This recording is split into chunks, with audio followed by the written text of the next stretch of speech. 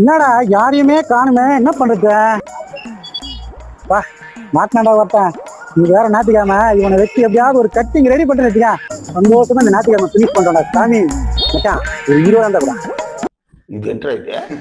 ஏன்னா காலையில 6 மணிக்கெல்லாம் 20,000 கேட்டு கட்டிங் குடிக்கலாம்னு சரி கட்ட மாட்டா உனக்கு. சரக்குன்னு கேட்குறியா? உடம்பு நேரம் ஆகட்ட, உடம்புக்கு நல்லா ஹெல்த்தான ஃபுட்டா கேட்கறா, வாங்கி கொடுக்குறேன். அதை விட்டு உடம்பு கெட்டு போறதுக்கு ஏன்னா இந்த மாதிரி காலங்காலத்துல இப்படி 20,000 கூட கட்டிங் வாங்கி கொடுன்னு கேட்குறீங்க. உங்களை பார்த்தா எனக்கு ஒரு டென்ஷன் ஆகுறா. உங்களுக்கு கல்யாணம் ஆயிடுச்சு, 2 குழந்தைங்க இருக்குது. இது காலையில வந்து 20,000 கேட்குறேன். எப்படி உங்களுக்கு வாழ்க்கை முடிஞ்சு பாரு, அதை விட்டு 20,000 கட்டிங் அப்படின்னு கேட்கிறேன். வாங்கி நிறைய கட்டணம் இல்லை, அந்த கட்டணம் நான் நம்புவோம். அது எப்படி பண்ணணும்? அதை பாருங்க எவ்வளோ வேலை இல்லை, நம்ம போகல வரும் போக முடியும். நான் வாழ்க்கை அது வாழ்க்கை